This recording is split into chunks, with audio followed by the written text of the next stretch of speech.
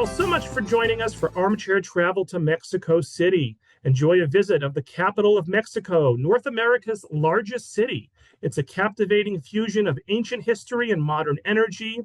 Ancient Mesoamerican ruins stand behind colonial architecture and cutting-edge art.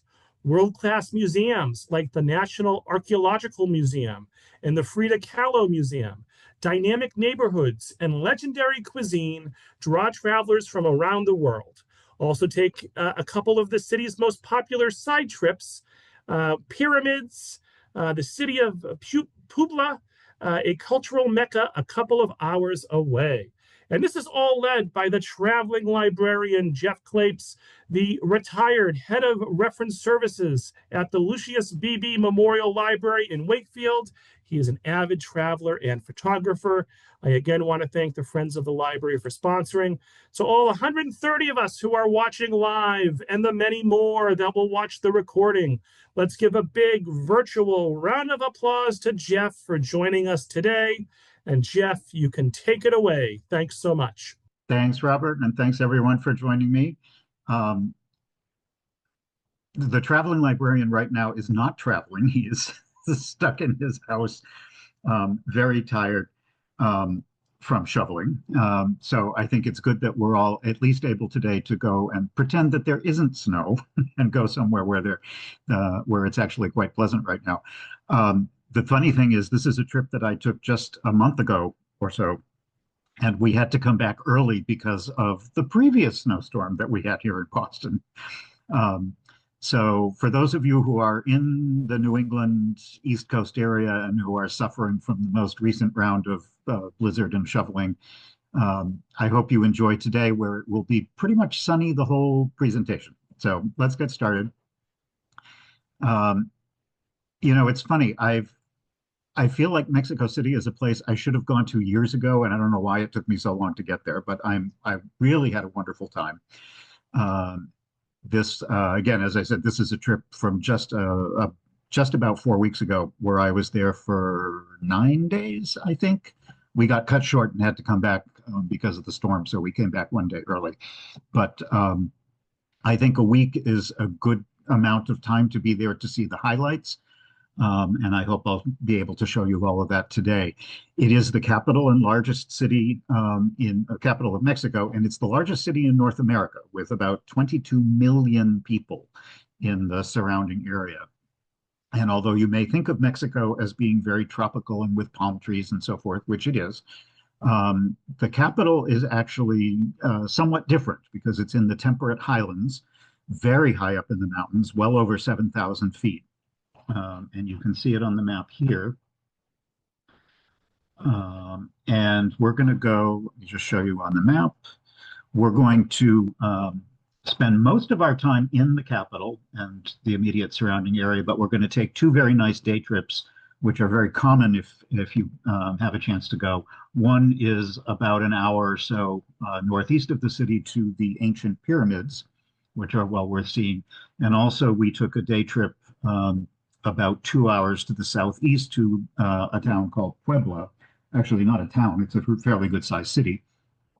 And on the way, you pass 2 of the biggest volcanoes, mountains in the entire country. Probably the most famous is Popocatépetl. Try saying that many times fast. That's this one here. And very close by is Iztaccíhuatl, which is a little bit about the same size. And way over here, we didn't actually get there, but the highest mountain in the whole country is called Pico de Orizaba, which is way over here closer to the coast. All 3 of those mountains, volcanoes, are roughly around 18,000 feet. So pretty high mountains. I do want to talk first, before we get into the actual tourism, I want to address a couple of things that I'm sure are going to come up in some of the questions and answers later on in the presentation. And so I'll run through those quickly. And if you have further questions, by all means, throw them into the Q&A and we can talk about them later. One thing that's very important that comes up anytime people think about Mexico, and particularly recently, is crime and safety. And I think it's important to mention that Mexico is an enormous country. And so, just like the United States, where if something bad was going on in Los Angeles, you would not avoid going to New York because they're 3,000 miles apart. Mexico is very similar. And here is the US State Department travel advisory map, which in Mexico is broken down by more specific areas because it can be significantly different in terms of safety from one state in Mexico to another. The yellow ones that you see, which actually cover quite a bit of the country, including the capital and the areas near it, is yellow, which according to the State Department is basically the same level of caution that they recommend for most of Western Europe right now. So it's no different than going to France or Spain or a lot of other places in Europe. Blue in the Yucatan and Campeche are even safer. It's a very safe place to travel. But you'll notice there are a number of areas that are orange and maroon, and those are the areas that, yes, they are dangerous, and you probably should not be traveling there. It is highly inadvisable, and you may have heard just in the past couple of days because of the killing of one of the leaders of a cartel over in, I believe it was Sinaloa or maybe down further in Guerrero, I forget exactly where. There's a number of areas where it is really inadvisable to go. But that should not alarm you and prevent you from going to the parts of Mexico that really are not terribly dangerous if you take the normal precautions that you would take in any other big city. A couple of other things that come up are drinking the water. I'm sure you've heard that water is not a good idea to drink in Mexico, and that is true. You will find in many hotels and restaurants, it's safe to drink the water in restaurants for the most part. And many hotels, it's probably fine for you to bathe and brush your teeth, but I wouldn't drink the water out of the taps. And many hotels will provide you with bottled water and even water stations where, to save plastic, you can take your bottled water and refill. The other thing that's a big thing to remember there is the altitude. Mexico City is very high, well over 7,000 feet in altitude, which is considerably higher than Denver in Colorado. So if you're going from sea level and arriving there, you may find that the first couple of days, it takes a little time to adjust to the altitude. And the best way to do that is just keep an eye on what your body's telling you and drink lots of water, go easy on the exercise, go easy on the alcohol and the heavy spicy food, just to give your body a little time to adjust. And the final one to mention is earthquakes. Mexico is in an earthquake zone, and although most of the earthquakes take place along the western coast where the fault line actually is located, Mexico City, and we'll talk about this a little bit in more detail later on, Mexico City is not that far, so it is not impossible for an earthquake to happen while you're there. And in fact, nothing happened while we were there, but there were two pretty good sized earthquakes that were felt in Mexico City only a couple of weeks before we went. So you'll see as you travel around the city that there's a lot of information in the hotels and on the street about what to do in the case of an earthquake, where you should go, what steps to take to protect yourself, where you should meet. There are all kinds of meeting points where if something happens, you should go. So before you travel there, it's not a bad idea to just read up on what are the standard protocols for what to do should there be an earthquake alert.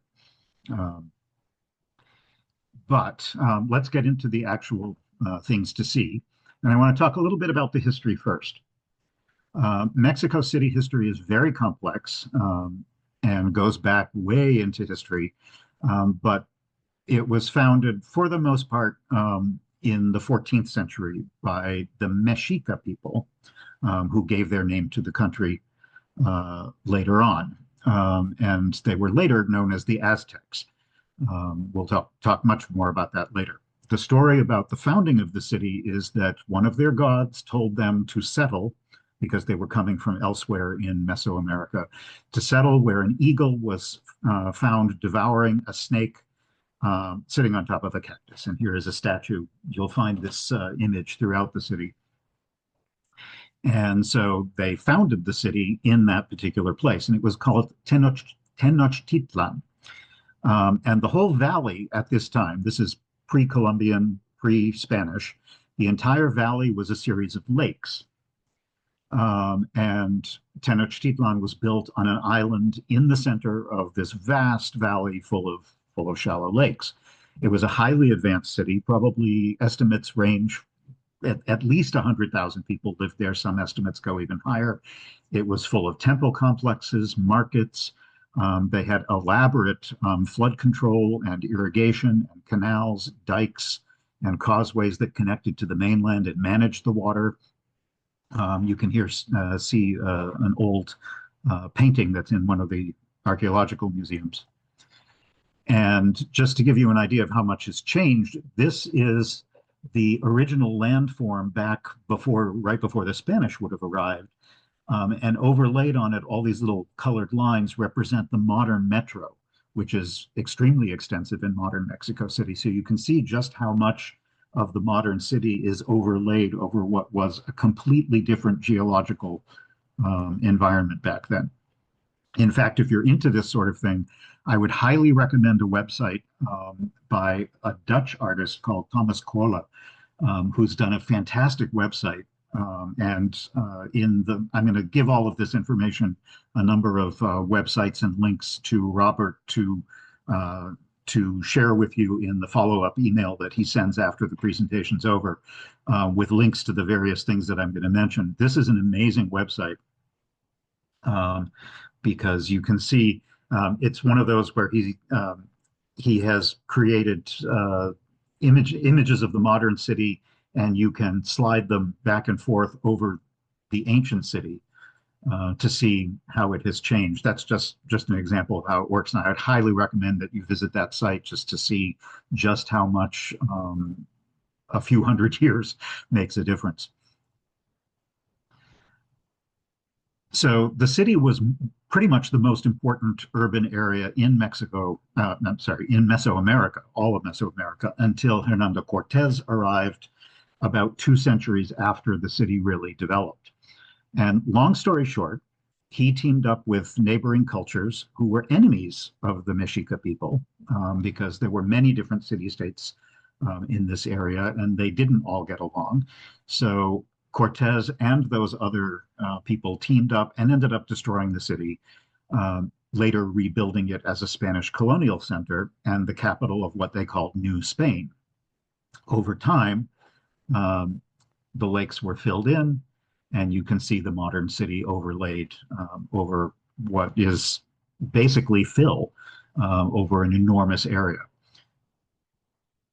We stayed in the appropriate named Hotel Catedral, which was literally right behind the cathedral in the center of the city, which was a very good location. They had an amazing breakfast buffet there. Really liked the hotel. This actually is a view from the hotel. They had way up on the top, they had a roof terrace with a lovely cafe and bar that looked out over the city, where you can see the Zocalo, which is the main square. A nice feature in this hotel is that the excavations in the basement of the hotel revealed parts of ancient temples under the foundations, which you can actually look at while you're sitting there eating breakfast. And here is a good model in one of the local museums showing you what the ceremonial center of the city looked like, showing the Templo Mayor. We're going to look at this more closely in just a minute. And the location of the cathedral and the hotel, which would have been kind of more over on this side. So I'm going to start in what's called the Centro Histórico, which all of this area is considered the historic center of the city, and the Zocalo, which is the name for the big square, open square right in front of the cathedral, is one of the largest squares in the entire world. And here is the cathedral lit up at night. It really is quite beautiful at night, surrounded by a number of important governmental buildings, the National Palace, and there's an enormous flagpole in the center, which you'll see in a little bit, beautifully lit up at night. This is the National Palace and the same building in the daylight. And the enormous flag, which flies from a 160-foot flagpole right in the center of the Zocalo. While we happened to be there, there was an art exhibit of a number of uh, cactus sculptures, each of which had been designed by a different artist representing different concepts. So that was kind of fun to have right in the middle of the center in front of the cathedral. The magnificent cathedral replaced an earlier church on the site. And this one was started in about the 1570s, but took a couple of centuries to complete. So it has many different styles. The tabernacle and baptistry that you see on the right was built later than the main part of the cathedral. And the elaborate door and the carvings around it are a sort of hyper Baroque style that was called Churrigueresque, which is named after an architect in Spain. But it's kind of Baroque on steroids, if you will, that has a lot of incredibly elaborate detail, both in the wood and the stone carvings as well. This is the main nave inside the cathedral and another of the doors to the tabernacle. The Baroque decoration around the organ and the choir, and another sort of wider view of the organ, which is one of the largest in the New World. And some more of the carvings. These are actually in the exterior of the building, right over the main entrance. And one of the wonderful things about Mexico City is all the layers of history. And literally right next door to the cathedral, because it was essentially built on top of it, is the main temple of the Mexica people in the original city of Tenochtitlan. And here's a model of that temple with a cutaway in the museum. And you can see at the top, this was an original Mexica temple that had two temples at the top, one decorated in blue and one in red. The blue one would have been dedicated to the rain god, and the red one to the war god. And what is left of this original temple is now a superb archaeological site and museum right smack in the center of the city.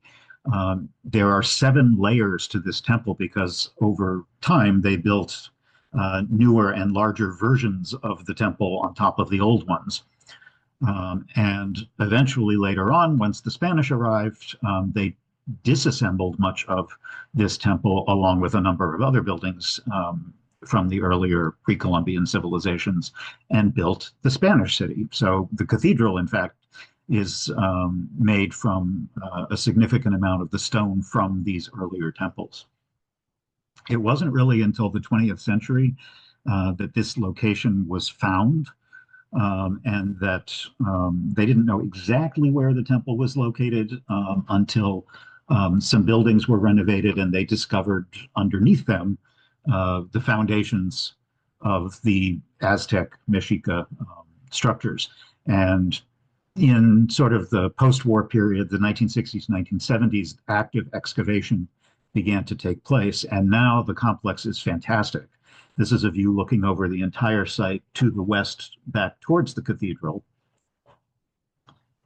And so there's a lot of the parts of the temple that you can explore, and you can actually see the layers of the earlier temples that were later built on top of each other,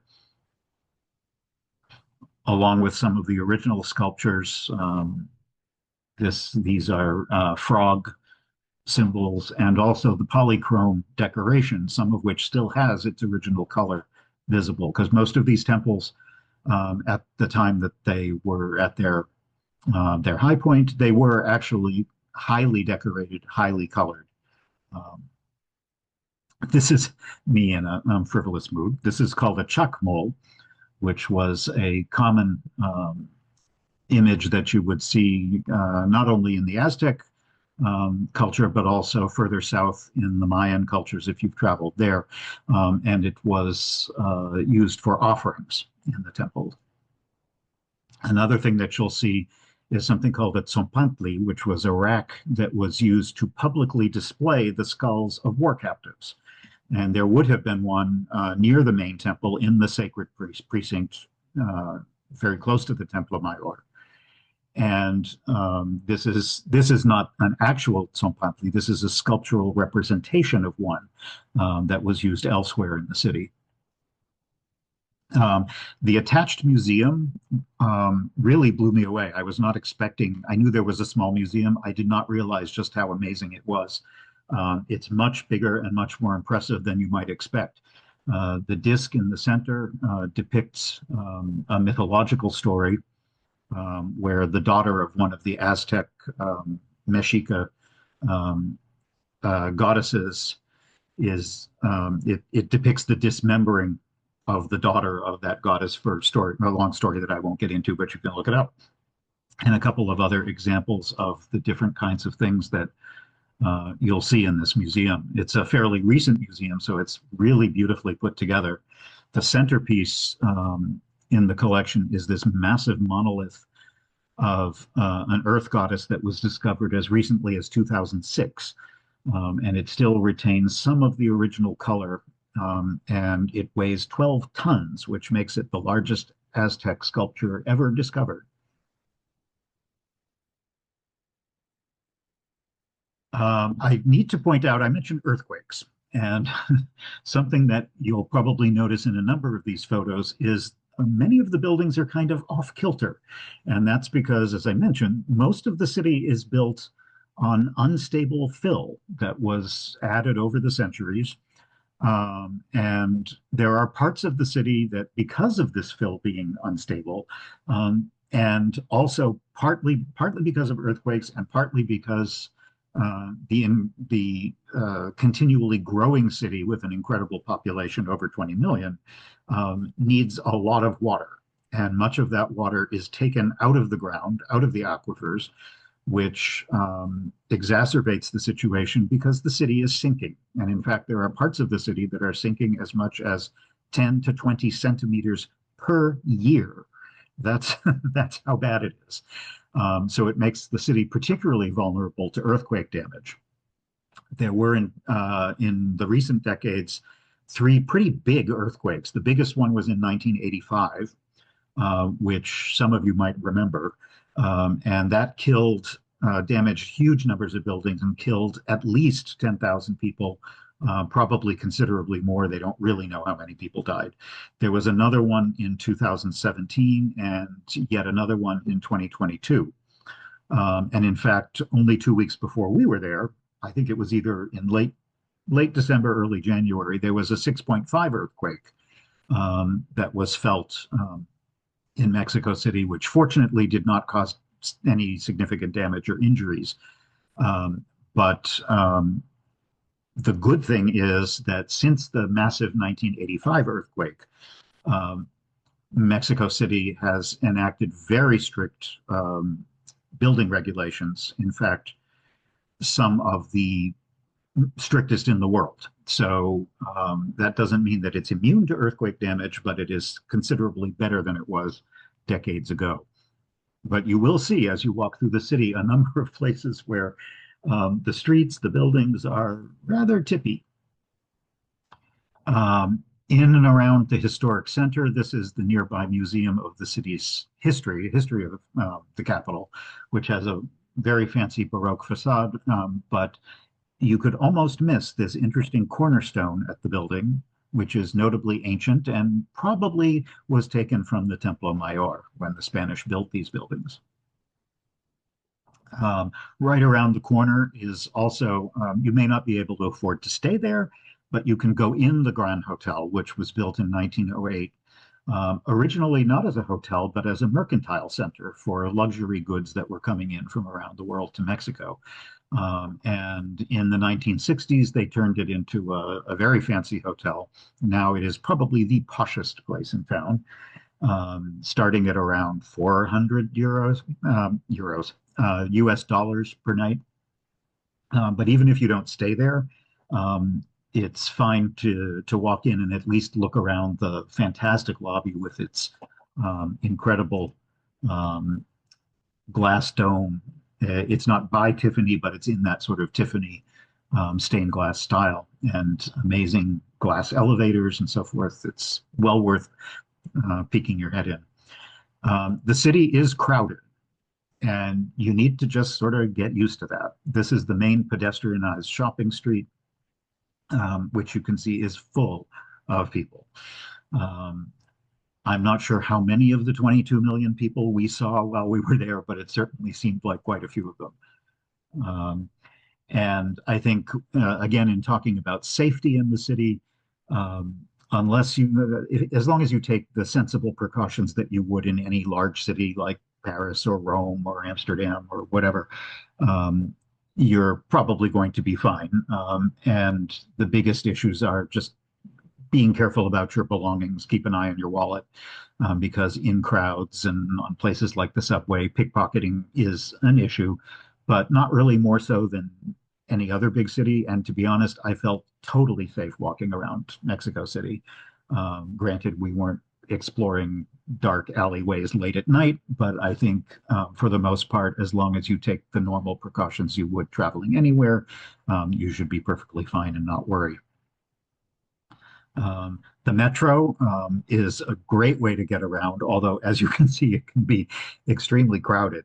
It's very extensive and incredibly cheap. It costs a ride on the metro costs approximately 25 US cents. I think in a week there, we spent not even $5 US on the metro the entire time we were there because it was so cheap. And it goes very far distances, and it doesn't have zones like a lot of other cities do. It doesn't matter whether you're going one stop or 10 miles. Um, it's the same flat rate. And I show you this just because I don't know that you would need this while you're traveling there, but I found it kind of interesting. Part of the metro system, the public transit system, includes not only an enormous bus and train network, but some cable car lines that go over the hills into the far-flung residential suburbs. And they are part of the same system, so you can use the same Metro card to use those if you want to. Back exploring the central city, this is just another random church in that local style. And many of the buildings that you'll see, I mentioned volcanoes. Much of the area certainly in the area around Mexico City is volcanic. There are a couple of active volcanoes. A number of them are dormant, but Popocatépetl, which is only about 20, 30 miles away from the city, is still active. And in fact, it was smoking while we were there. So you'll see a lot of the buildings are actually made of volcanic stone. Some of it's blackish, some of it's reddish, but it's not uncommon to see that throughout the city. But the architecture, if you're into architecture, and if you've been to my programs, you know I am, it's a fantastic city to visit just because the entire place is strolling the streets and looking at these incredible buildings from different time periods. This is one of the most famous. It's called the Casa de los Azulejos, which means tiles, usually blue and white tiles. And it's an 18th century palace, a private palace for a wealthy family that is completely covered on the exterior with these gorgeous blue and white tiles, which were made in the nearby city of Puebla, which we're going to visit in a little bit. And it is now a sort of combination department store. And so it has a lot of shops, but also a restaurant with a very popular restaurant chain called Sanborn's, which is common throughout Mexico and certainly throughout Mexico City. They have pretty good food at reasonable prices, and like many old mansions of this time period, it has a beautiful courtyard, which in its day would have been open to the sky. Now it's covered, but it makes a beautiful restaurant. One of the other famous buildings very close by, just a block or so away, is the Palacio de Bellas Artes, which is a cultural and exhibition center that was built in the 1930s in a sort of interesting mix of styles. It's very Beaux-Arts style, but also inside, interestingly enough, it's very Art Deco. It's at the end of an enormous park in the center of the city called the Alameda. And it's across the street from the highest skyscraper in this part of the city, and also one of the earliest skyscrapers called the Torre Latinoamericana. It's one of the few tall buildings in this part of the city. There are some other farther flung areas that are full of skyscrapers, but not so much downtown. The roof that you can see here is colored ceramic and glass. And I can give you a pro tip. Um, there's a great view of it. If you go across the street, there's a Sears department store. And if you go to the top of the Sears, there is a very nice uh, outdoor cafe with a terrace, rooftop cafe, where you can have an expensive drink, but an amazing view of the building right across the street from up above. And I can give you an even better pro tip, which is that if you don't want to spend a lot of money for an overpriced coffee and you also don't want to wait in line because it's very popular, you can go one floor down. And that's the furniture department where you can get exactly the same view for free, which is what we did because we didn't feel like waiting in line. But there's a beautiful view of the building from high up. If you go inside the building, you'll see it's very different from the outside. It's very Art Deco inside. It has murals by Diego Rivera and other famous 20th century artists. Nowadays, it hosts art shows, concerts, dance, and so forth. But it's free and open to the public. You can just go in. Um, you don't have to be attending a particular event there to be able to go in and see the interior of the building. Um, the tower, the skyscraper, the Torre Latinoamericana, was built in 1956 and for a long time was the tallest skyscraper in the city. And as I said, it's still really the only very tall thing right in the historic center. And you can go up to the top. Here's another building nearby, which is an old department store built in a very Art Nouveau style. But you can go to the top of the tower, which has great views over the city and the region, but it really depends on the weather. Unfortunately, particularly in January when we were there, because the weather is a little bit colder, it has that inversion problem that happens in a lot of cities where that's the time of year when the different layers of hot and cold air tend to push the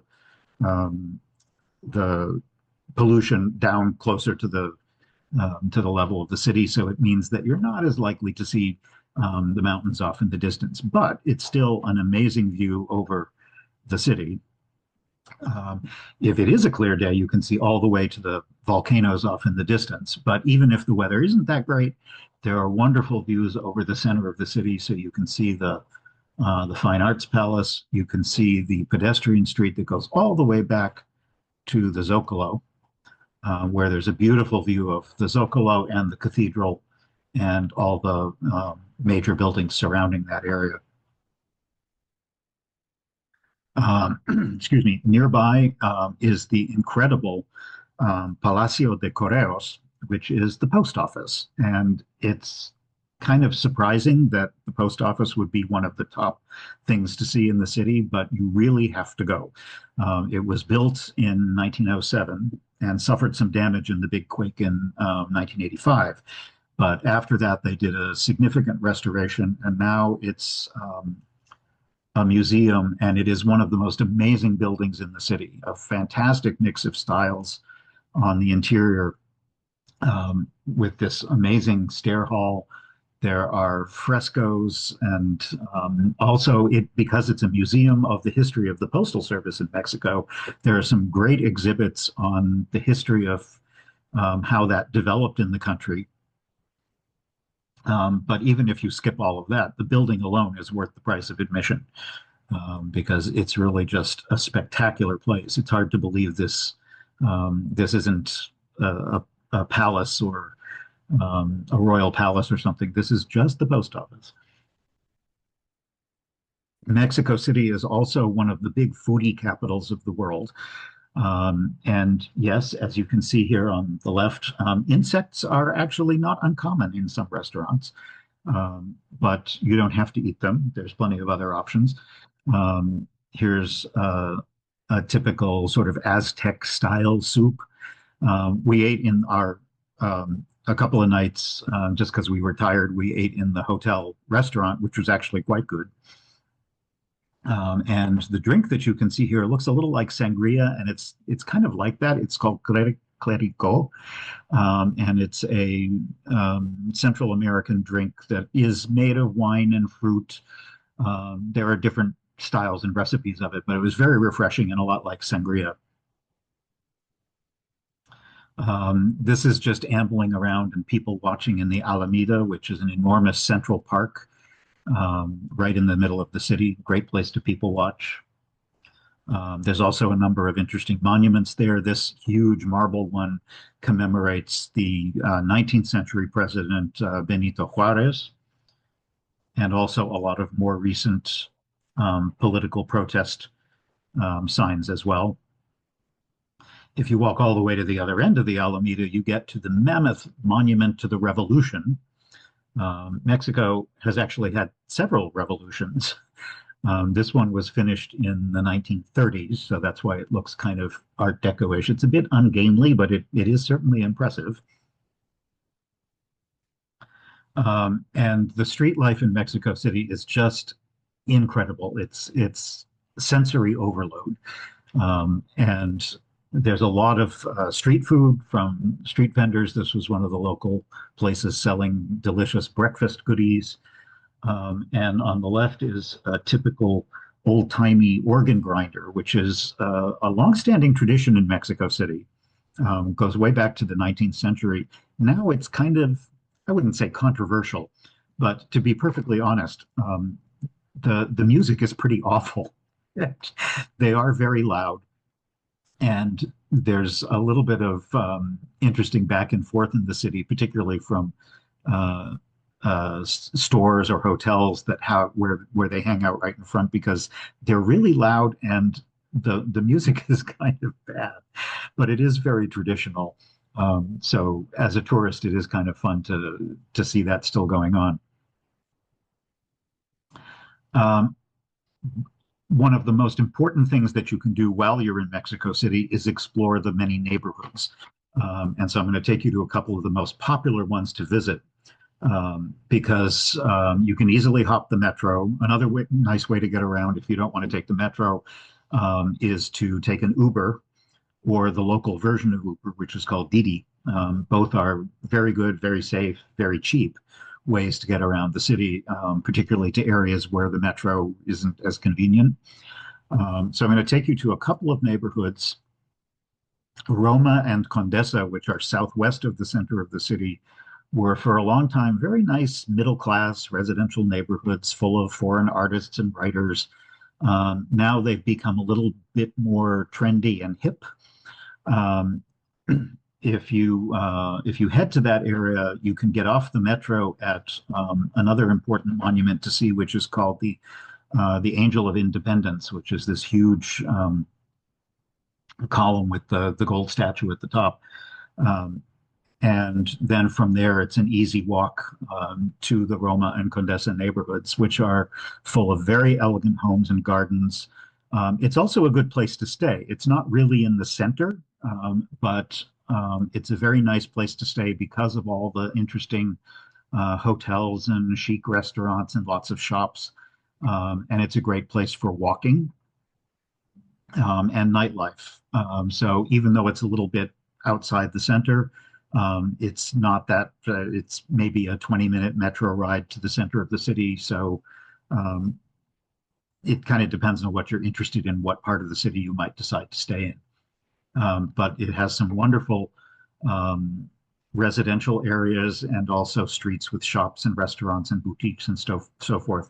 It's also very shady and tree lined. I was surprised that such a major city, particularly high up in the mountains, has so much greenery. There were a lot of streets that were very shady and you can admire all this beautiful architecture, many of which have been restored as apartments or hotels, galleries, and some are still privately owned, like this mansion here.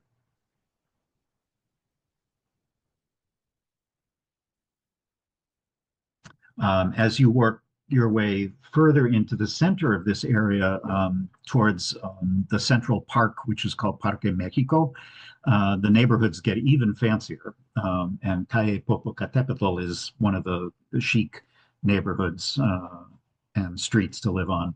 There's some beautiful parks, again, very green and shady and pleasant. There's a lot of Art Deco in this area because that's a time period when the neighborhood was really getting developed.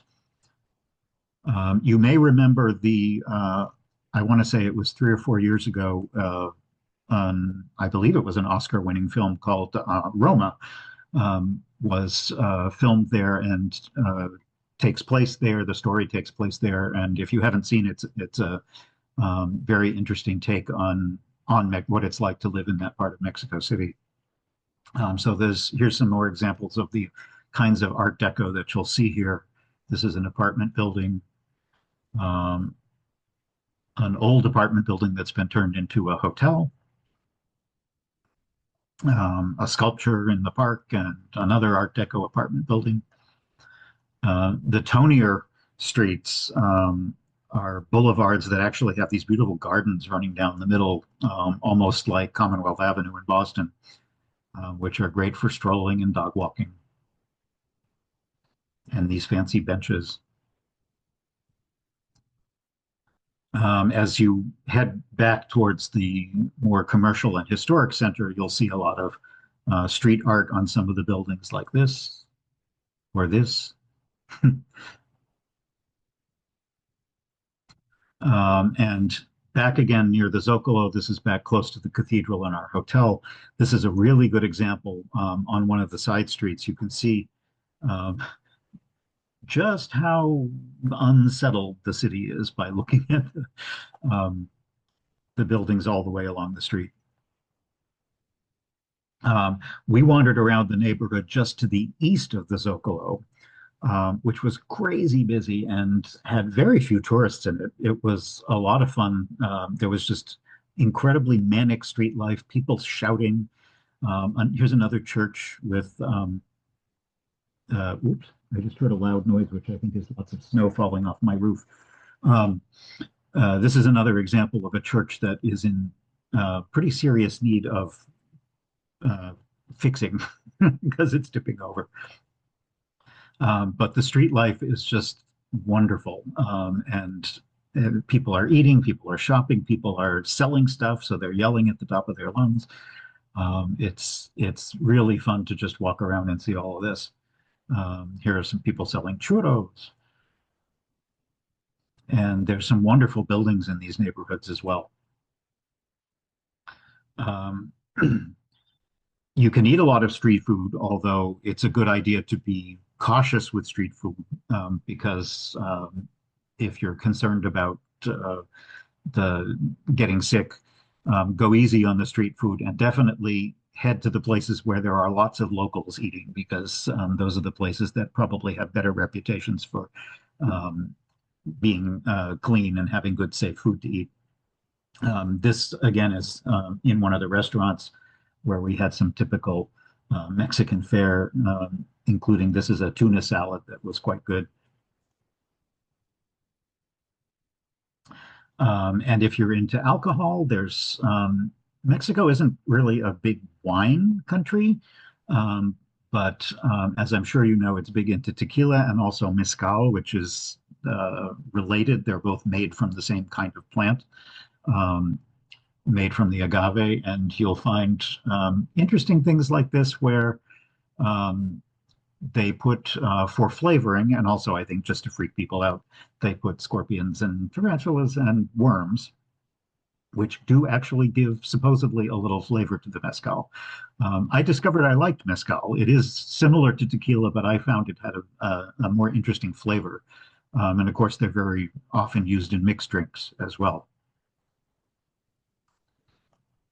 Here's just some street life at night. There are lots of street performers. Some are more authentic than others, but some of them are do um, typical traditional dance, which is kind of fun to watch on the street.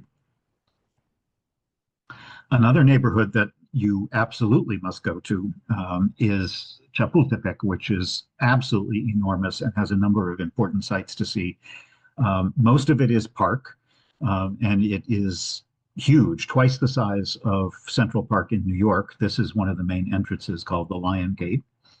The name Chapultepec is from the Nahuatl word, the language of the cultures prior to the Spanish arrival, um, meaning grasshopper.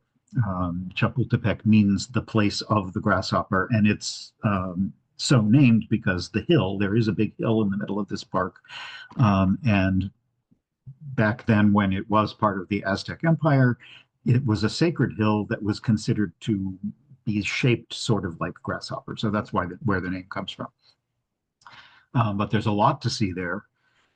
This is, as you enter the park, this is the monument to the boy heroes, which commemorates six very young teenage soldiers who were killed defending the city during the Battle of Chapultepec, which was one of the last major battles between the United States and Mexico during the Mexican-American War, and that battle was in 1847. But it's an enormous park. You can see this long view back down the Avenue of La Reforma, all the way back to that monument to independence that I showed you earlier. I was kind of surprised how, for such an enormous city, Mexico City was remarkably clean. And that was due largely, as far as I could see, to be literally thousands of human street sweepers that are all over the city, sweeping up trash, sweeping up leaves. Um, Quite impressive. The park, as I said, is huge and has a couple of big lakes. There are running paths and cycling paths. You can go boating. Since it's the winter, its temperatures at that time are actually quite comfortable. It was in the low 70s most of the time we were there, which is a very comfortable temperature for walking around. And so you're neither too hot nor too cold. Um, but it gets much greener, of course, at other times of year. And they do have a lovely botanical garden there as well, and also a zoo. But one of the major highlights is Chapultepec Castle, which was built from the 18th century, mid 19th century, and is now a museum. This shows you a model. It's on the top of the hill. This is one of the main stair halls in the inside. And it was the official residence of the Emperor Maximilian and his wife, Carlotta, who were there during the 1860s.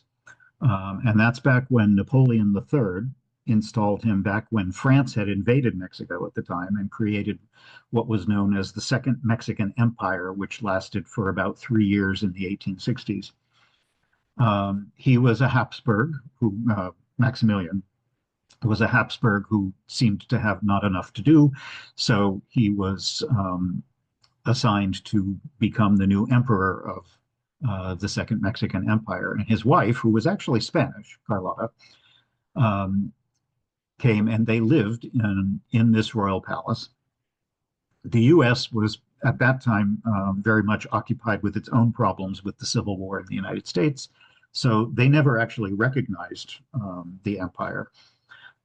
And although this was an empire being run by people who had basically no connection to Mexico, Maximilian was surprisingly progressive and reform-minded. But after the U.S. Civil War ended, things went south, pardon the pun, and the French withdrew, and Maximilian was executed in 1867, and that took care of that. But the palace is an interesting museum of the history of the time period and the history of the city, and it's a beautiful building in and of itself. So you can see some of the original staterooms, like the dining room, some of the bedrooms. And the staircases, I found it very interesting, not just in this building, but in many parts of the city. Um, Translucent alabaster was used as a way of providing light into some of the more elegant buildings.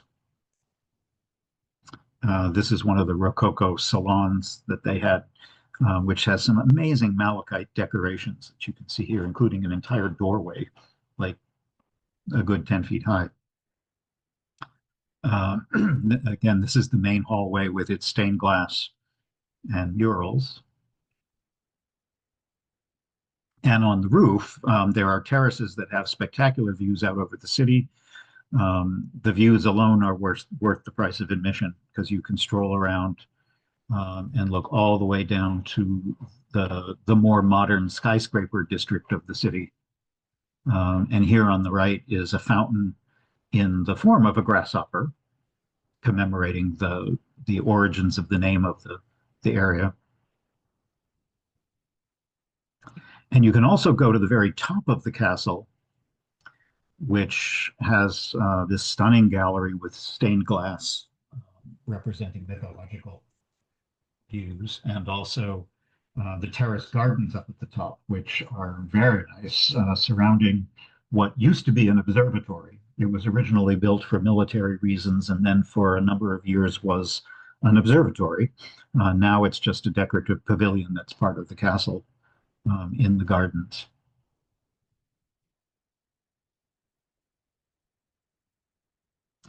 Um, you could be a street sweeper, but you could have what I consider an even worse job, which is cleaning all of the little crystals in the chandeliers.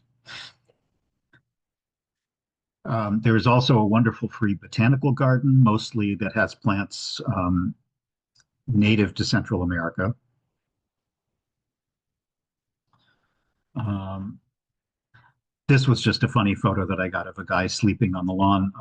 You may have heard of there's a sort of international outfit that does tourist recommendations and so forth called Time Out. So I thought it was funny that this graffiti was on the wall here in the botanical garden, and here's a guy taking a well-deserved break. The other major site to see in Chapultepec is the largest museum in the country and an absolute must-see.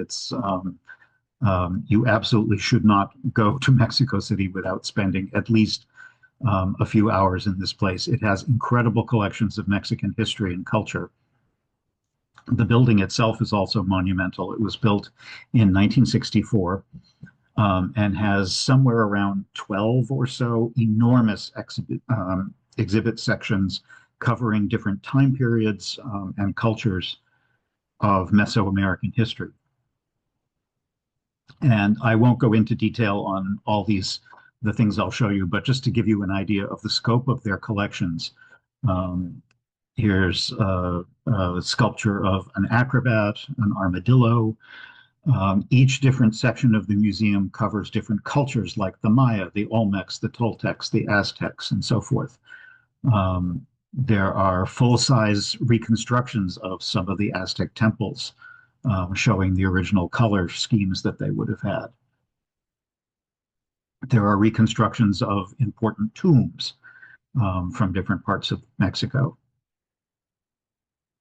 and even full-size replica of ceremonial buildings with recreations of the frescoes that they would have had, to really give you a full idea of what just how incredibly advanced these pre-Columbian cultures were.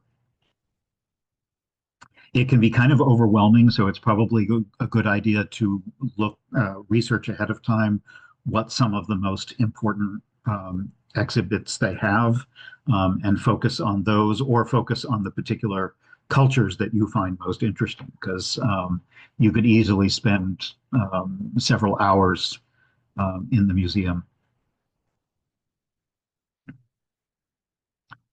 This particular one is one of the highlights. This is a 27-ton Aztec sunstone, probably from the early 1500s, that was discovered under the Zocalo near the cathedral, 12 feet in diameter.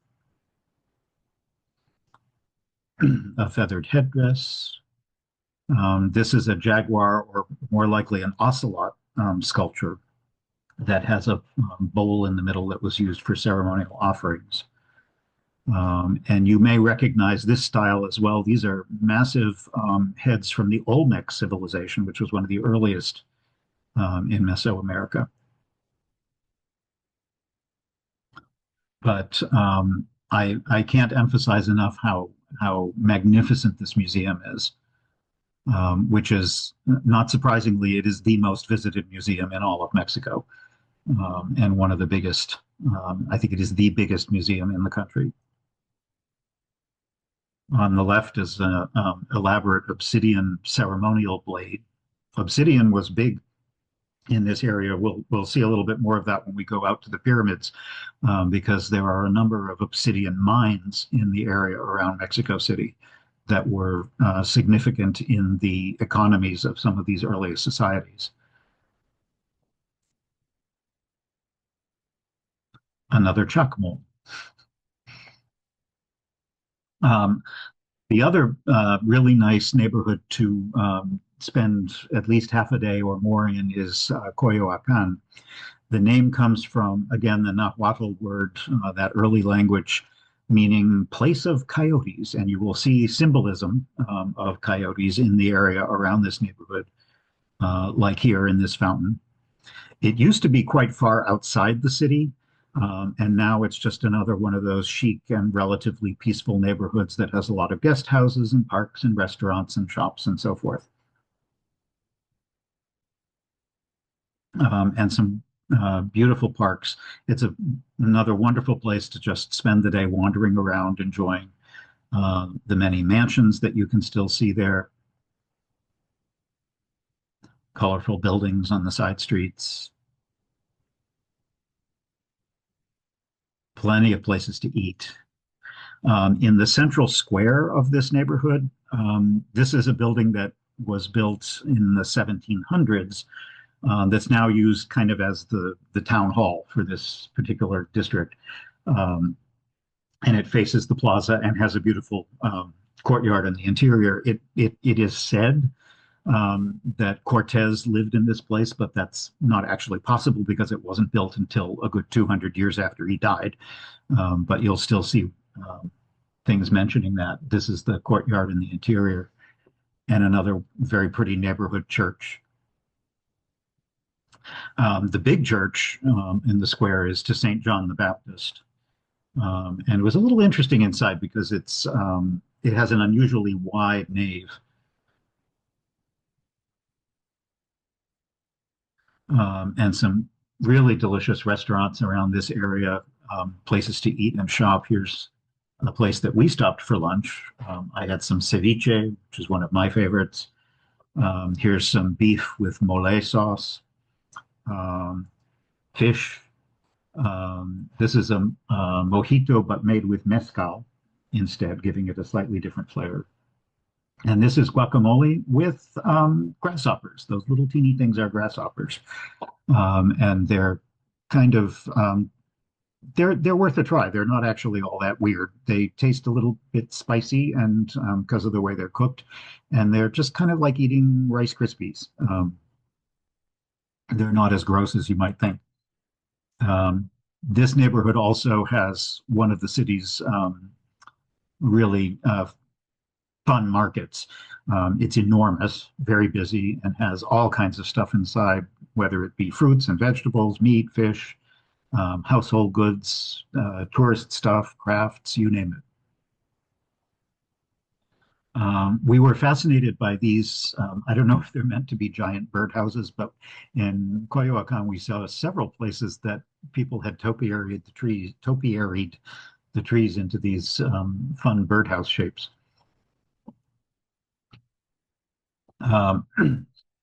If you're walking around, be careful.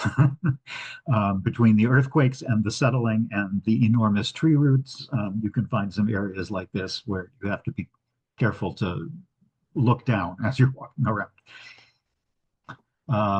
I wouldn't say this is one of the top destinations, but it's worth it if you have a little extra time, and it's not too far from the Coyoacan neighborhood, kind of on the outskirts.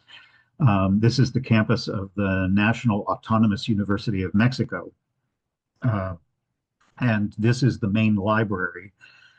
As a librarian, of course, I like to go visit libraries. It was built in 1956, and it's just one of the most impressive buildings in the city because it's completely covered with mosaics of the history and culture of Mexico on all four sides of this building. Um, and I should point out, speaking as we're talking about universities, it's worth mentioning that the Spanish, when they arrived, despite all the bad things that the Spanish did, they also founded the first university in the New World, uh, almost a full century before Harvard was founded here in Massachusetts. Um, Probably one of the other top five things that people do in Mexico City is to visit the Frida Kahlo Museum. And although my background is in art and architecture, I'm kind of embarrassed to admit that I knew remarkably little about Frida Kahlo. I knew only the most basic information about her life and her art. And the museum was well worth the visit. Um, it is so popular that you really should make a point to book tickets online ahead of time, um, particularly if you're going at popular the most visited times of year. But you can't just show up and hope to get in. You really do need to buy tickets ahead of time. And that's partly just because it's popular, but also because it's small. So it doesn't, they have to manage the crowd sizes because otherwise it would just be impossible to enjoy. It's known as the Blue House. This is where she lived. And it's called the Blue House for obvious reasons. In addition to the house, there's a very large and beautiful garden court with fountains and plants, and it has been a museum since 1958, only 4 years after Frida Kahlo died at the age of 47. And there are exhibits about her life, along with photos and paintings, as well as her family life and her childhood and her life with Diego Rivera. So there are some original artworks by her, including a lot of photographs. She was known for self-portraits. And you can learn a lot about her life. There's a lot of very personal family things like family photos and documents. What I didn't realize about her was just how much her health influenced her art and her life. She was afflicted with polio as a young child. And also in her teens, she was in a very serious tram accident in her teens. And so she spent a good part of her life going through, I think, 20, 25, 30 surgeries because of the severe injuries that she suffered from between the polio and the accident.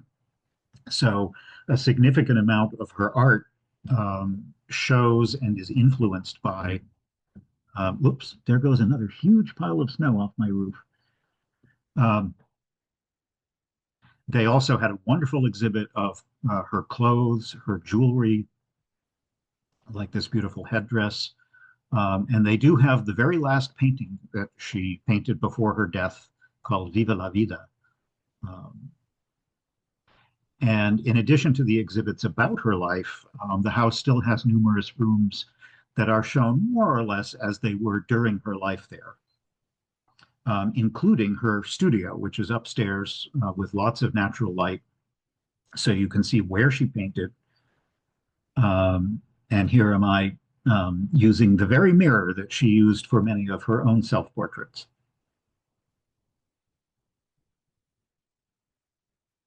And this is, she actually had a couple of bedrooms, one for summer and one for winter.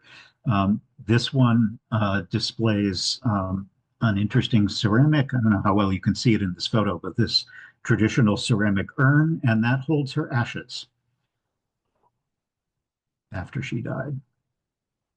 So even if you don't know a lot about Frida Kahlo, I would highly recommend it because it's very educational and really gives you an insight into her life and her art.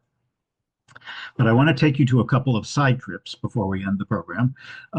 This is Teotihuacan is undoubtedly the most popular side trip from the city. It's the ancient Aztec city, which is about 25 miles or so northeast of the center. You can go on your own. We took a tour. In retrospect, I think if I were to do it again, I would go on my own because it would give more flexibility to come and go as you please and spend as much time as you want. You can easily get there taking the metro and a local bus. If you don't want to do that, there are countless tours that you can take. Um, this is on the highways north of the city, showing you some of the um, sprawling neighborhoods that surround the center of the city. Teotihuacan is known as an Aztec city, but it isn't really. It actually dates from the very first centuries AD, and they don't actually know what it was originally called or who originally built it. It was probably the largest city in the area in the pre-Columbian era and was estimated to have probably up to 100,000 people. The ruins now, after Chichen Itza in the Yucatan, it is the second most visited site in Mexico, and justifiably so. The city eventually collapsed in around the 6th or 7th century and was mostly abandoned for a good period of time. And then in around the 13th century, it was taken over by the Aztecs, or as they were called, the Mexica. And they basically found a very nice place and decided, why not take it over and turn it into our own city? So much of what you will see there now is a mix of the original and the Aztecs. This is just a rough plan of the city. And it's kind of on its side. North is actually over to the left. But the yellow is what's called the Avenue of the Dead, the ceremonial pathway that leads right through the center of the city. And the three main temples to see are the Temple of the Sun, which is the largest, the Temple of the Moon, up at the other end, surrounded by its ceremonial plaza. And then further down to the south is a smaller temple, but a larger complex, which I'll show you as well. The entire city was about 30 square miles, and much of this other area that you see around it were residential and commercial areas that filled out all the extra space. This is a model of it way back at the Anthropology Museum back in the center of the city. This is a model showing you kind of what the primary monuments in the city would have been like. If you go, be sure to take water, sunscreen, and a hat, because even in winter, it can be very hot, and it's very large and has almost no shade, so be prepared for that. This is the Avenue of the Dead, looking way back towards the Pyramid of the Moon and the hillside right behind it. And the Pyramid of the Sun, which was built, both of them were built around the 2nd or 3rd century AD. This pyramid to the sun is the 3rd largest pyramid in the world. It's about 230 meters on a side and 65 meters tall. You can barely see some human beings. At this point, you are not allowed to climb to the top, so the only people on it were workers, but you can get an idea of just how big it is from there. And this is looking at it towards the west. Because we don't know very much about the original builders, it's not really known which gods or god this was built in honor of, but it does face west with astronomical alignments. So it is reasonable to assume that there was probably some connection to the sun because it faces directly west. The style of architecture here is very typical of this area. This is one of the smaller buildings, and it's worth noting that all of what you're seeing here would have originally been covered with carvings and very brightly painted, predominantly in red, but also in other multicolors as well. This is the temple of that I mentioned that's way to the south. It's called the Temple of the Feathered Serpent, and it's unusual and unique among the ruins now because it still does have a number of its original detailed sculptures. And these are the ones, if you remember just a little bit ago back in the Archaeological Museum, there are some recreations of this exact temple showing the original colors that they would have used before they disappeared over time. They found about 200 sacrificial burials under this temple, and it's surrounded by an enormous courtyard. This is looking back towards the north, towards the Pyramid of the Moon in the distance and the Pyramid of the Sun closer in the foreground. You are allowed to climb at least partway up the Temple of the Moon, Pyramid of the Moon, which gives a great view over this enormous plaza. You can see the people climbing up to this platform halfway up. And if you do that, it is tough on the knees, but it's worth it for the view. You can see down to the central altar. But depending on how strong your knees are and whether you're afraid of heights, it may or may not be for you because it is very steep, more so than your average staircase. But it does reward you with this incredible view vista all the way down the Avenue of the Dead with the Sun Pyramid fitting very nicely and deliberately with this mountain behind. It is thought that these temples were located to align with the hills and mountains around them. In addition to the main pyramids, there's a number of other places to see. This is probably one of the most impressive residential complexes that shows carvings and some of the original color, as well as this one. This is a very impressive fresco depicting a puma. If you go on a tour, they will probably stop in a number of other places, including places where you can buy tourist stuff and maybe stop for lunch and see some more or less authentic Aztec ceremonial dances. And frequently, if you take a tour, but also if you went on your own, you could easily combine this because it's in the same part of town if you take the metro. This is the most visited Catholic pilgrimage site in the world, if you don't count the Vatican itself. It is in the Basilica de Santa Maria de Guadalupe, which is in honor of some apparitions of the Virgin Mary that took place in the early 1500s. And it's an interesting place to visit, even if you are neither Catholic nor particularly interested in the Virgin. It's an amazing complex to see because of the two main churches that are there. The one on the right is a basilica from the 18th century, and the one on the left, much larger and obviously very modern, was built in the 1970s. The modern church is supposed to invoke the tent that would have housed the Ark of the Covenant as it was taken on its journey through the desert thousands of years ago. And you can see the image of the Virgin of Guadalupe from the apparitions in the 1500s, which now hold pride of place in this enormous modern church building. It really is incredibly impressive. To ease crowding, if you go through, you can look up at the image using a moving sidewalk that actually passes below it.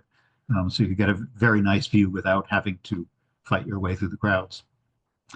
But the entire complex is worth a visit. This old basilica is in this typical Spanish colonial Baroque style.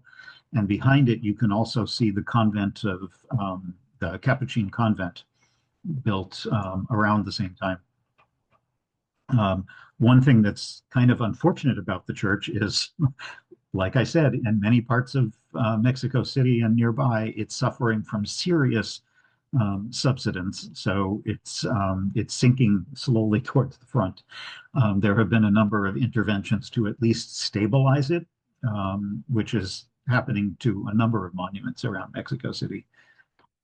It has a typically lavish and impressive interior, including some beautiful mosaics. And it has this enormous plaza to accommodate all the pilgrims. And the weird looking building on the right is a modern carillon. And on the hill behind it is the original chapel, the original parish church called the Capilla de Cerrito, which is the original parish where the apparitions supposedly took place. The church that's there now is actually a couple centuries later from the 1700s. But it's worth it if you have the time to climb up the hill. On the way up, you'll pass this lovely Capilla de Pocito from the 18th century that has this beautiful blue, white, and yellow decorative tiled dome. This was built over a natural spring. And there are some lovely gardens that have been rebuilt in this kind of traditional Aztec style. And the view back towards the center of the city, which you can see way off in the distance, to the south, there's a nice view over the entire complex and the skyline way off in the distance. So you can see all the different time periods dedicated to the Virgin. And to finish, I'm going to take you to Puebla, which is another easy day trip that you can take to the southeast of the city. These two mountains that you can see off in the distance, which we were lucky the weather was a little bit clearer on these days. So these are the two big volcanoes. Iztaccíhuatl, which is this one on the left, is a dormant volcano, and Popocatépetl, which is the one a little further off in the distance, they're both around 18,000 feet high, and Popocatépetl is still active, and you can see some smoke coming out of it. If you head to Puebla, it's about a two-hour drive. Either we went on a tour. You can also take the bus if you prefer, and you go from Mexico City, head through the mountains, so you go pretty close to the volcano. So if the weather is clear, you get really nice views. And we're going to stop on the way in a place called Cholula, which is just on the outskirts of Puebla, that you can see down here. As I said, we did this in a day. It's a popular day trip, but I think if you have the time, and if I were to go back, I would probably want to spend more time. It would make a good overnight also, just a day or an additional day or two, because Puebla has so much to see. We'll stop first in Cholula, which is a medium-sized city, which is kind of merged into the greater agglomeration around Puebla. But in the pre-Columbian period, it was one of the largest religious center in all of Mesoamerica. It had probably around 50,000 people. It's a very nice place to visit now. It was known in the classical period for its pottery, as was Puebla. Many of the tiles that you see in Mexico City and on its buildings come from this area. And you can also buy interesting street food, like this combination of fresh berries and grasshoppers, if you're into that sort of thing. The main reason to stop in Cholula is to see the pyramid, the ancient pyramid, and the more recent church that was built on top of it. You would never guess, but Cholula's pyramid is the largest in the world by volume. It is 1,400 feet on a side and 216 feet high. You can't really see it the way you can the pyramids in Egypt or the pyramids in Teotihuacan, where we just were. But in terms of volume, it is the largest pyramid ever constructed on Earth. In the 1570s, after Cortez arrived, the Spanish built this church on the top.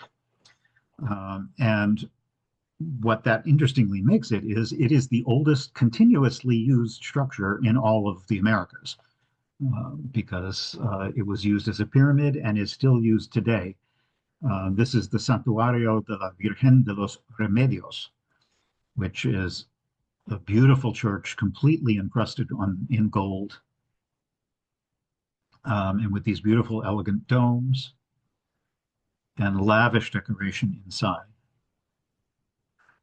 This actually is a little chapel behind the altar, which is a little jewel box completely covered with gold.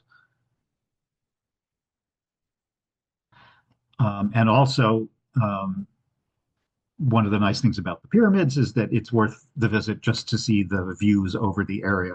There are about 40 churches in Cholula, and you can see many of them, including this very big one right at the base of the hill, which is a Franciscan convent. But you can also see the spires of many of the churches in the area and the vibrant colors all over town. And not far away is another church that's worth visiting called the Templo de Santa Maria Tonantzintla, which was built in the 18th century in a very unusual style, which is unique to this area. It's a sort of combination of Spanish Baroque, but with a lot of very indigenous design elements that you can kind of see here in these sculptures of more Mexican imagery and iconography. And the church itself, you can see the facade on the left, is very unusual. These are some photographs of the inside. Just totally different from anything that you would see in traditional standard Baroque architecture. It's named for an Aztec goddess, Tonantzin, and she was kind of reappropriated as an iteration of the Virgin Mary to kind of combine and strengthen the connections between the earlier indigenous beliefs with Catholicism that was brought in by the Spanish.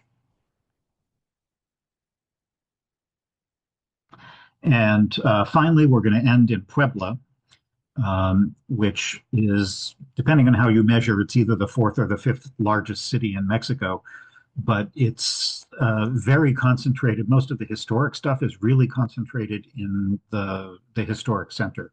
So it's actually quite compact and walkable and has beautiful architecture and a long history of, as I mentioned, pottery and ceramic tiles.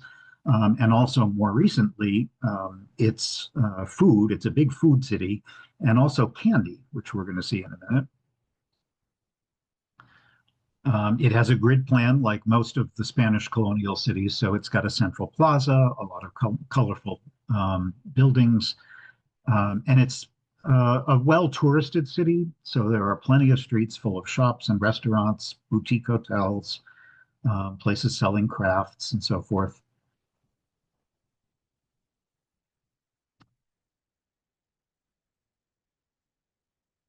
I found that even more so, perhaps because it's a little bit more compact, but even more so than Mexico City itself, Puebla has lots of buildings that are just covered with tile work.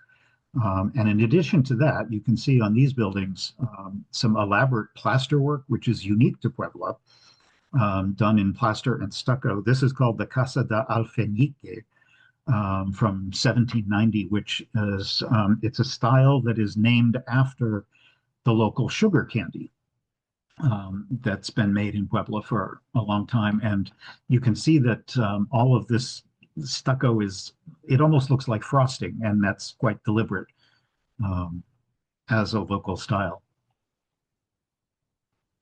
And here's some more images of the city with buildings from different time periods, Art Nouveau, Art Deco, like this one here, and others with tiles and sugar candy all over the outside. You can buy lots of pottery in Puebla, both antique and modern. And as I mentioned, it's also very popular for candy. It has a long tradition of candy making.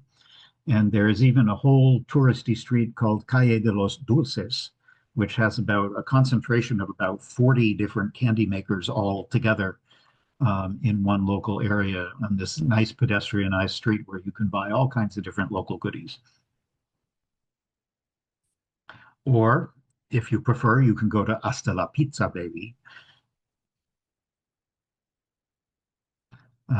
This is a building that I wasn't sure of at first. It turns out it's a local municipal theater, but I love the sort of just plain, simple sculptural white and yellow. And not far from that is a church that's a little on the outskirts of the center, but also well worth the visit. This is the Franciscan convent, which on the inside is kind of austere and simple, but the facade is just incredible, with completely covered with all these colored tiles. And as you stroll around the city, you'll see, again, multicolored buildings on all of the streets. It's a great place to stroll. Many of the streets, like in the neighborhoods in the capital, many of them have huge trees that provide shade during the hottest times of year. And this is the main plaza, like most colonial Spanish style cities. There's a big plaza in the central with the cathedral. Usually the cathedral and the main government buildings are nearby. That's the cathedral in the background. There was a really nice um, uh, shopping gallery that connected two of the streets in between, and the major municipal building that you can see on the right. And the cathedral, which boasts the tallest towers of any church in Mexico. And the inside is really a standout interior. It started in the 15th century and was really the earliest church in Mexico, several years ahead of the cathedral in Mexico City, to really have such an elaborate interior. The dome is 43 meters high, and the whole interior is just filled with these sumptuous sculptures and chapels, um, and neoclassical ceilings. It's quite a building. This is a broader view of the interior. And the other church that you should absolutely visit in Puebla is Santo Domingo, which has this is actually a chapel on the side called the Chapel of the Rosary, which was built in the 17th century. And the adjacent building, again, completely covered in frosting. The Church of St. Dominic, Santo Domingo, is typically lovely with a impressive Baroque altarpiece. But the highlight here, which really steals the show, is off to the side, is the astonishing Rosary Chapel. The paintings that you can't really quite see from the reflection in this shot are paintings showing different stories from the life of Christ, but it is completely encrusted with gold, top to bottom. The baldachin in the center has Our Lady of the Rosary. You can see her here on the first level. Up a little higher is St. Dominic, and then the Archangel Gabriel way at the top. This is actually made of marble, but completely covered in the original gold leaf from when the chapel was originally built. The detail is simply mind-boggling. And again, I should emphasize that the gold that you are seeing here is original to the building. It has never been regilded. And you can see even here, there are some slightly unusual indigenous styled elements that are kind of hidden in with the Baroque colonial gold. If you are into all of this, we didn't have time, but Puebla is also known for a more recent museum, very unusual modern architecture. That's a museum of the Baroque, not just in Mexico, but the history of the Baroque as a style throughout the world. Unfortunately, it's a little further on the outskirts of Puebla, so it's if you're only visiting the center, it's not too convenient. So we didn't get a chance to go there. But I think if you were to go back and spend a couple of days in Puebla, it's considered a very worthwhile museum to visit if you're interested in this kind of architectural history. There's another popular area called the Alley of the Frogs, which is known for its outdoor markets, craft markets. The best time to visit Puebla is on the weekend because that's when most of that is happening. But even on a weekday, you'll find plenty to see on any day. Here's some afternoon sun hitting the frosting, and I have to finish with a library because as a librarian, I like to visit libraries wherever I go. But this one is even more unusual. This imposing building that you can see here is now used as a cultural center. But the main reason to visit it is that it has the oldest public library in the Americas. It is the Biblioteca Palafoxiana, which you can see here. And it is named after a former bishop of Puebla. He founded it in 1646 with about 5,000 of his own books. And he is quoted as saying, he who succeeds without books is in an inconsolable darkness, on a mountain without company, on a path without a crozier, in a darkness without a guide. So he was into libraries. And although calling this a public library is very different from what we would consider a public library today, it's still, for its time period, bear in mind we're talking about the 17th century, it was a pretty big advance. It was completed in 1773, and over the years, additional volumes were added. So now there's about 45,000. And they date from the very earliest book from the 1490s up to books from the 20th century.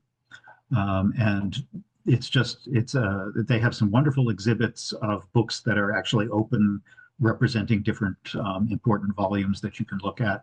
And I loved how they had these elegant little signs denoting the different sections of the library, such as Ascetica and Mystica. The building is just exquisite. You can't check books out like a modern public library, but even today, it is open to researchers. Anyone can go in and research in the library. So it has been functioning for 450 years, roughly. Am I doing the math right? As a public library. And on the way back from Puebla, we got treated because the weather was reasonably good. This is Popocatépetl, and you can again see it does smoke pretty frequently. It is not unusual for it to be erupting. And it was a lovely view on the way back at sunset, back towards the capital, where we had a final evening in the Zocalo and a nice dinner. So I will end there, and let's take a look. I see quite a few questions. Let me stop my share. And let's take a look at the questions. Oh yeah, quite a few. I could not see Cancun on the map. How safe is it to go to Cancun? Cancun's kind of interesting. I have not been and have no desire to go. It's very touristy, and as such, although the Yucatan and Campeche states are actually very, very safe, they're pretty much the safest parts to travel in Mexico. Cancun is kind of by itself, not because it's a hotbed of violent crime, but because it's so touristed. It's a beach destination with lots of tourists, so it attracts the kind of crime that tourists are most vulnerable to. So if I were to give you a recommendation, unless you really want to just sit on the beach, I think you'd get a more authentic Mexico experience by going to other parts of the Yucatan that are actually far less prone to that kind of pickpocketing and muggings and stuff like that. Cancun is basically, it does have some Mayan ruins near it, but I would highly recommend going to places like Campeche or Merida or the central Yucatan instead of going to Cancun. Having said that, it is not a no-go destination, and as you know, millions of people go there every year. Um, I did show pictures of my food. Let's see. Please explain your pronunciation. Okay, yes. We today refer to Mexico with a KS sound. Um, the Spanish pronunciation Mexico, um, and which is what is the current pronunciation from the locals. The Aztec pronunciation is a little different. Mexica is the pronunciation that's used for the original culture from which the modern country of Mexico gets its name. So there's the three different pronunciations depending on whether you're not Mexican or whether you are Mexican or whether you are referring to the pre-Columbian civilization that was in the area where Mexico City um, uh, is today, and the country gets its name from that culture just because it was at the time, and at the time the Spanish arrived, it was by far the most important urban center in Mesoamerica at that time. Um, I didn't talk about air pollution. Um, Mexico City has a lot of air pollution, but I was pleasantly surprised to be less affected by it than I thought I would be, particularly since the winter months, it's supposed to be worse. I would say the haze, like the vistas off into the distance, were definitely hazy. But walking the streets and just generally, breathing, I'm prone to sinus problems if there is a lot of that kind of stuff, and I had no trouble. And I was pleasantly surprised compared to places like cities in India and cities in China where I don't think I would do well. Um, Mexico City has an air pollution problem. There's no question about it, but I didn't notice it as much as I thought I would. More just visibly, but not in terms of breathing and sneezing and that sort of thing. Um, we took, oh, sorry, I missed one. What was my favorite street food? We didn't eat too much street food, to be honest with you. We ate in a lot of good restaurants. I think baked goods are what I would have gone for the most because you're less likely to have any digestive problems because they're cooked. But there were some really there's just an amazing variety of sweet and savory breads and cookies and churros and all kinds of stuff like that. Um, Transportation from Boston. There are many ways to get to Mexico City. We took a direct flight from Boston uh, to Benito Juarez, which is the main airport, international airport, and it was 6 hours there, 4 hours back, and Delta flies there. We flew Aero Mexico, which is partnered with Delta, but pretty inexpensive. I think our flight was under $500 round trip and direct, which is certainly nice. And also for jet lag, Mexico City is only 1 hour different from the East Coast here. So that makes it much easier if on being tired when you get there, you don't experience the jet lag. The best season, Mexico City being not tropical is pretty good all year round because um, because it's so high in altitude, it isn't steamy hot the way the Yucatan would be, for example.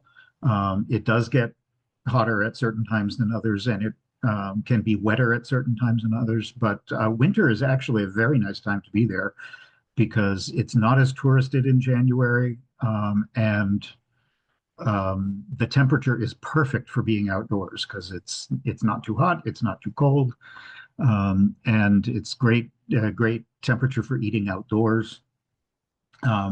But Mexico City is a good place to go almost any time of year. English is spoken, particularly in museums and restaurants and hotels and things like that, um, but not as widely as you might expect. So I think it is well worth it to learn at least some basic Spanish. Um, but we didn't have any. My Spanish is very limited. I can understand a lot of Spanish and read a lot of Spanish, but my spoken Spanish is terrible, other than a few basic phrases. And really, we still didn't have a lot of trouble. That was somebody mentioned the child. Is that the childhood home of Frida Kahlo? No. Um, it is a place where she lived as an adult with Diego Rivera when they were together, but it is not the house that she was born in. No. Um, we didn't go to any theater in Mexico City. There's a lot there. Um, Mexico City I think I read somewhere that it has more museums than any other city on earth. And that could be anything from the huge archaeological museum to the one that was a couple of doors down from our hotel, which is the history of chocolate. There's, but there's an incredible art scene in Mexico City. So if you're into music, arts, dance, um, uh, galleries.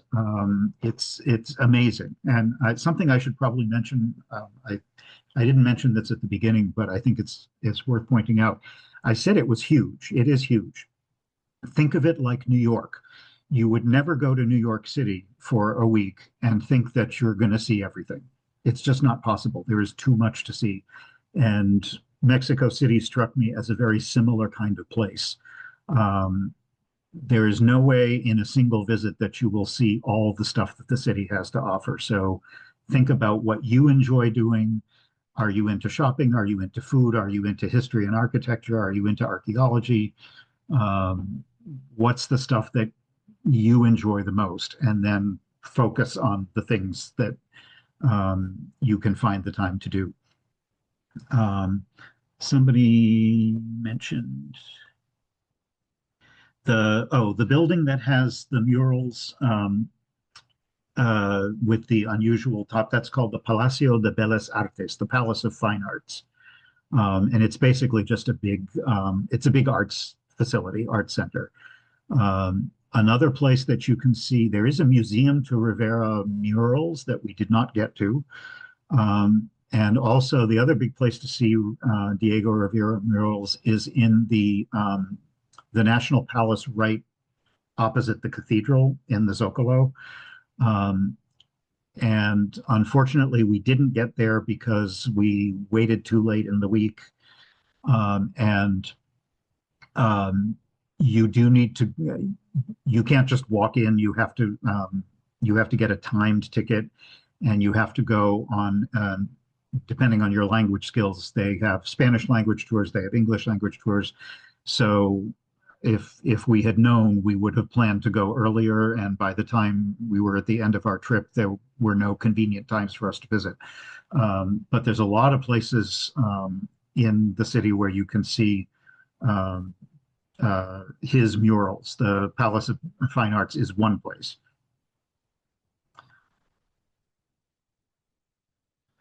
Um, People always ask, how do I manage to get so many photos without people in them? It's hard to do that in Mexico City because there are people pretty much everywhere. But I'm patient at waiting. If there's something I want with no people, I wait. um, thanks, Derry. I'm just trying to see the questions. Oh yeah, somebody mentioned that there's a subway entrance that is a gift from France in the Art Nouveau style.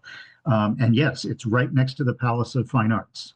If you go around the side, there is a metro entrance there that is basically a copy of the ones that you would see in Paris. Someone also mentioned some of the subway cars are reserved for women only. Yes, that is also true. Not just the cars, but on the platforms, there are places where women and children under a certain age, younger kids, um, can travel in cars that are specifically for women only. Um, who built the pyramids? It depends on which pyramid. So the Mayan pyramids, which are nowhere near Mexico City, they're all in the south of the country, were built by the Mayans. But the pyramids that you saw in today's presentation um, were built either by the Aztec culture, the Mexica culture. Aztec is a name that was given to that culture much later, but the Aztecs did not actually call themselves Aztecs. But the original pyramids, like the ones that we saw at Teotihuacan, we don't actually know who built them.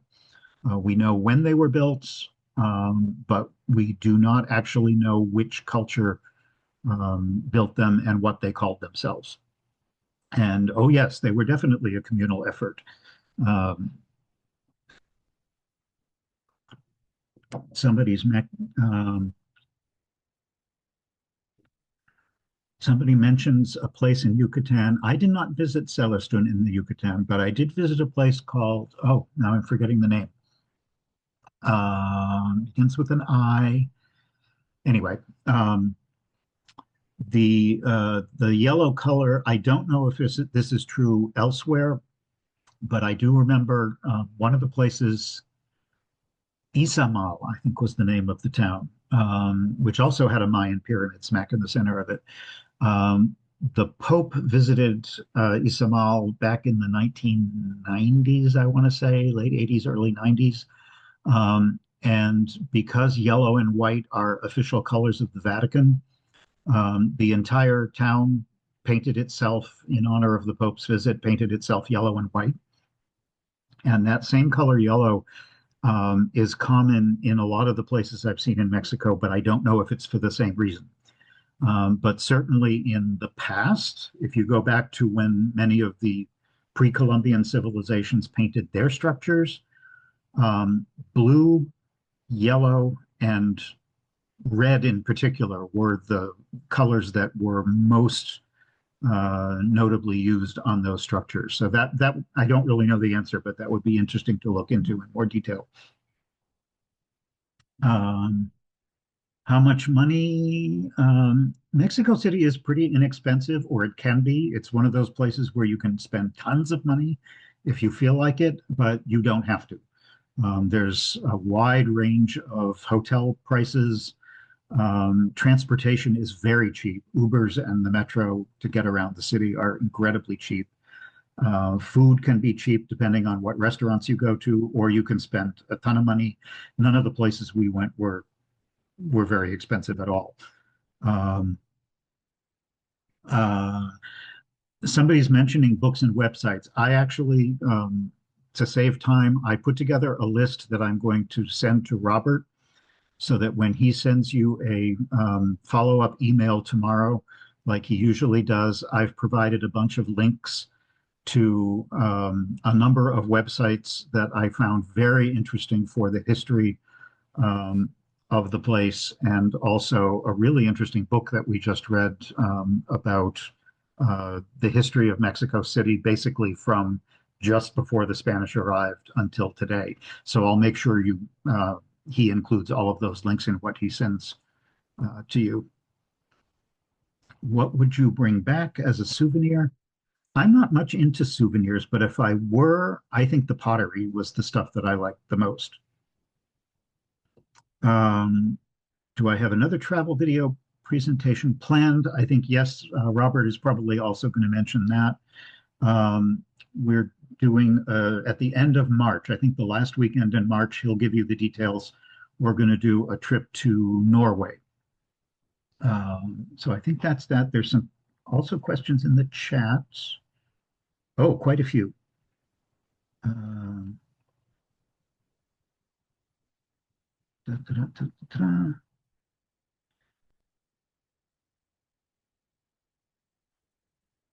um, air quality, we already talked about.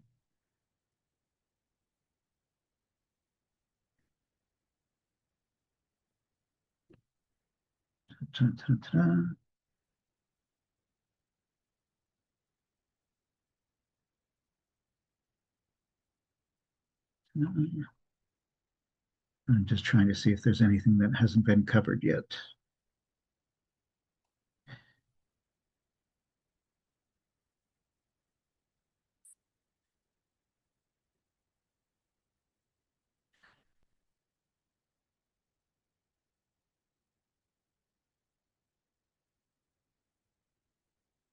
A couple of people are commenting on the general issue of safety and so forth. Um,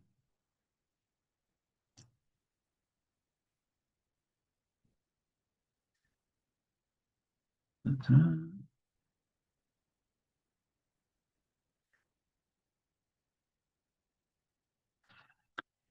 yeah, actually, it's funny. Somebody, before we went there, we saw a couple of recommendations that the historic center around the cathedral was actually not a good place to stay, because during the day it's fine, but at night um, it wasn't so much. Although, to be honest, I didn't feel that. But in general, we were never out on the streets when there weren't huge numbers of people out.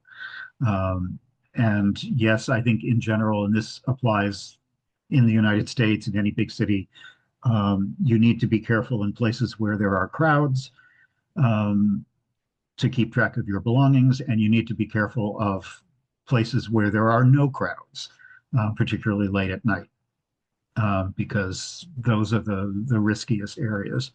But I think the thing that struck me about Mexico City, particularly given the general reputation Mexico has, and of course, again, emphasizing that it really significantly depends on where you are in Mexico, just like it does in the United States. I was very pleasantly surprised at how safe I felt in Mexico City. Um, we were not walking around parks late at night or streets with nobody on them, but I I think if you are nervous about traveling there because of the things you've heard, I wouldn't be. I would feel no different there than if you were going to LA or Amsterdam or New York or Rome or any place like that. Having said that, as you know from things that have happened just in the past couple of days, there are parts of Mexico that can have significant problems at a moment's notice. So, and that's true all over the world. So be careful, be aware, do your research um, before you travel anywhere, and be a sensible traveler. Don't just walk into any place without knowing. Um, So, Jeff, first of all, I lost Wi-Fi for about 5 minutes, so you may have become the host. You might have seen that little oh, message pop up. I didn't, but okay. Yep, and I did want to note, because I fell off right as Lori was asking her question about when your next presentation with us is, and that is going to be on Tuesday, March 24th, so 4 weeks from today, and we will be traveling to Norway. So that is what's coming up, and as Jeff said, that will be in the follow-up email. So Jeff, as we approach the 2-hour mark, let me Oh, ask goodness. Lori's question. Did you see Lori's question? I think it might be the last one. I'm trying to see if I missed anyone. Lori just asked a question about 60 seconds ago. Do you travel with the group? You referred to we often. Do you take groups on tour? No. Don't take this personally, but no, I am never taking people on a tour. I did that once with some friends, and I'll never do it again. And that was just 6 of us. I tend to travel either by myself, with my husband, or maybe with a friend or two. I rarely travel on organized tours unless it's like a day trip where it's just easier. Like in this particular one, we went to Puebla on a tour just because it was easier than taking a 2-hour bus ride and having enough time to do what we wanted to do. And sometimes I also like to have a guide who is local, and you can ask them questions and so forth. We took a tour to the pyramids, which in retrospect, I think was a mistake because we didn't have enough time. And if I were to do it again, I would have just gone on my own and taken the bus. So it really depends on, for me, it depends on the destination. But in general, I prefer independent travel. But that's something that I think is very personal about the way you like to travel and who you're traveling with, and also where you're going. Um, I have I have plans to go various places in the world, and some of them I don't think I'd go on my own. I would go on a small group tour or something, just because I think it would be less stress. Um,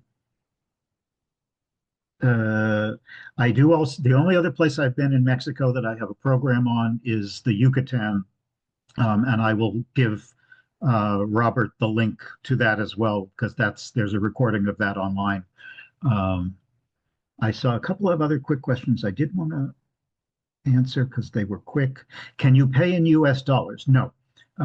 Mexico uses the peso, which right now is about, I wanted to say, was it 15 to the US dollar, give or take?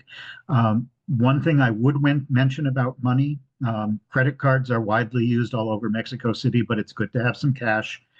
The confusing thing about the peso is that they use the dollar sign.